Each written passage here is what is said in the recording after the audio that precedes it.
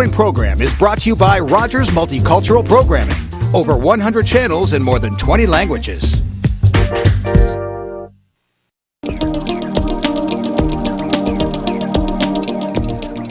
In that deepest part of our beings, there is in each one of us a beautiful, divine essence which wants nothing more than to love and be loved. weboflove.org. Today, joining me on Heart Matters, I am honored to be chatting up with one of the most valiant change makers in Ottawa. He has, since 2007, he has been recognized and won several awards for his community development work. And one of them, the most recent, being Heroes Among Us, 2010. Congratulations, Abid. Welcome to Heart Matters. Thank you very much, Vishaka. So you have such a fascinating story. When I was reading your background and how you came to Canada, please share with us what brought you here to Canada. It's a long story, Vishaka. It's a long story. Yeah. So actually we left our country in 2002, came to Montreal. And then in 2004, we moved out of Montreal and came to Ottawa. That's how my community development life in Ottawa started in summer 2004. But your question was that what brought us here was I was doing community development work back home as well. But then we got into some trouble and we had to leave everything behind and come to Canada as refugees. So we started from the scratch. But I'm happy that we made that move, and now our family has grown, and we settled down. So Ottawa is home now. Oh, wonderful! And when you came here, so you left something behind that was quite tumultuous and shocking to have to come to a new country, starting from scratch, and you were granted the opportunity to start anew, and you were fortunate. You ended up in a new job. So can you tell us what that job was that you were working on? Actually, what happens is that people look for opportunities to gain something, but if you are after opportunities to contribute something and give something, then opportunities for you come by itself. So I was actually looking for a job in Montreal as well, but we had some problem with the language. And then when we moved to Ottawa, I got a job as a maternity replacement for another community developer. And again, my motivation was to contribute, to give to the community. And that motivation helped me so much that my job continued. And the work that I started, that's now being replicated citywide, and I'm happy for all the communities where we are working with the rest of the social service delivery partners and the City of Ottawa and different agencies. So it's been a very interesting and very enriching journey for us. Indeed. And you strike me as a visionary. So what is your vision for Ottawa? What would you like to see? In Ottawa, what we see is like I work with UN agencies in the developing countries, and there you see poverty, there you see suffering, there you see problems, and there you see opportunities how to make life better for them. But when I came to, for instance, Ottawa, I was thinking that how would I contribute in this society, in this community where I don't see any problem at all. Like I'll give you a quick example, like when we used to pass by in front of some of the neighborhoods here. So I thought that they are the most peaceful neighborhoods in Ottawa, and I wanted at that time to be in those neighborhoods. Right. And then what I found out after when I started working as a community developer, that those were the most at promise, I call them at promise neighborhoods, and we needed to invest a lot in those neighborhoods. So the problem here is that we have a diversity of neighborhoods, right? And some of the neighborhoods, if you look at it by statistics, right? So the income level varies from 11,000 a year, average 11,000 a year, to 34,000, 50,000 a year, right? So those low-income families, those multicultural families, where all those new Canadians are, where we have people at risk and all those things, right? So all those communities definitely need a lot of support, but they need some kind of consistent support, right? It can't be a one-time project that would change their lives. You have to be there consistent, engaging them on a consistent basis, working with them rather than researching on them or going there once in a while and getting their feedback on things. So if you work with them consistently, that makes a big difference. In those neighborhoods where we found challenges, they become role models for the other neighborhoods across the city. So definitely hard work pays off, but we need to think beyond ourselves, right? Rather than working from 9 to 4, thinking about what we are actually working for, right? And try to make a difference. Right. And I like that, working consistently with them and to be able to help them. Can you share with us some of the neighborhoods that you are mentioning, that you're speaking of? Yeah, I would say I started working in Southeast Ottawa. So some of the neighborhoods that we worked with was Banff, Russell Heights, Confederation Court. So I'll give you a few examples. Like when in one of those neighborhoods, we went to a community meeting. There was a woman from Rwanda, and there was some instances of vandalism and other things. So she was crying, and she was saying that she is feeling far more insecure than she was feeling in Rwanda. And then there was another neighborhood, and their community member, she asked me to come into her kitchen. So I was thinking that she's going to offer me some food or something.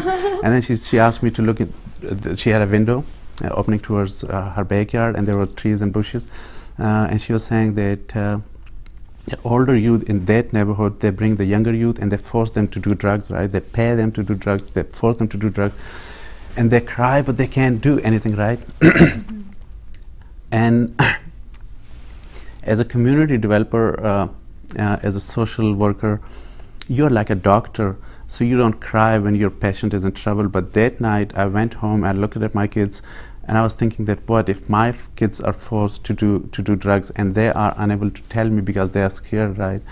So those were the kinds of instances that literally made me cry. And then I started thinking about how to do it, right? Because all the services are available, the service providers are there, the resources are there. So what is it that's lacking?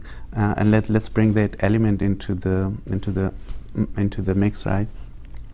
And that's when I developed this No Community Left Behind initiative. I started working in those 4 or 5 neighborhoods, and it made a difference. And I'm happy when I meet the community members from those neighborhoods. I really feel like we worked together a lot and made a difference. Oh, that is wonderful. So there's definitely hard aspects to your work that you do, just being that compassion that you feel for your members of your community.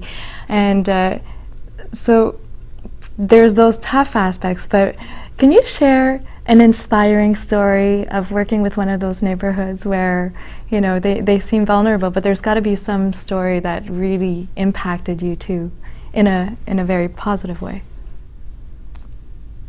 Yeah, I think this story of transformation in Banff neighborhood, that's quite inspiring for me in the sense that we had given up hope.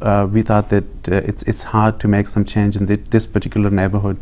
And then like establishing a neighborhood watch in any neighborhood to prevent crime. That's not easy because at least 50% of the residents have to sign a form and so that they show that they would be contributing to the efforts in the neighborhood. And Ottawa police and us and everyone was thinking that that's quite difficult in that particular neighborhood, but then the community members took on that responsibility on their shoulders. And they went out and they collected 25% of the form. We went to Ottawa police and said that we have at least 25% of the residents willing to participate in the neighborhood watch, but they were saying no, we have this condition that it should be 52%. And then a few community members went out door to door and got about 60% of the community members signed those forms.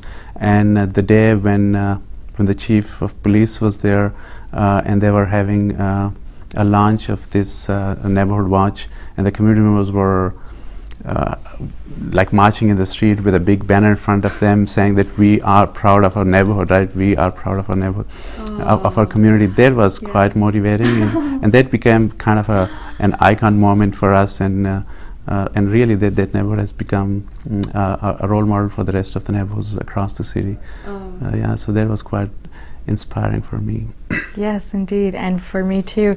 So that's thank you for sharing that inspirational story, Abid.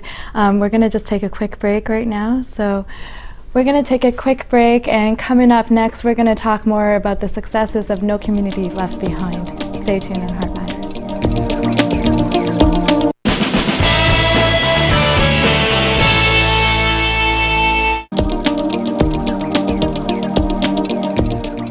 Welcome back to Heart Matters. I'm your host Vishika, and earlier we were discussing with Abid Jan about his community development work, and he was sharing an inspirational story. Now we're going to talk about the successes of his community development work, of No Neighborhood, No Community Left Behind. Hi Abid. So can you please share with us your successes of the work that you do? Yeah, successes are actually not mine. Successes are successes of the community. Yes. And successes of the partner agencies.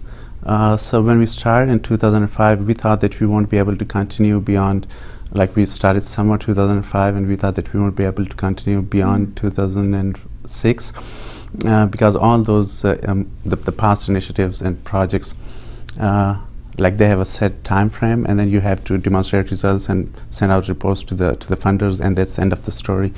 But what happened was that when people came around the table, different agencies and different partners came around the table, and the community members were involved, and when they saw the difference, right, when they saw the transformation in one neighborhood, so despite the fact that the funding came to an end from a National Crime Prevention Center, but at the same time, the partners around the table decided to move ahead and replicate the project in 4 other neighborhoods.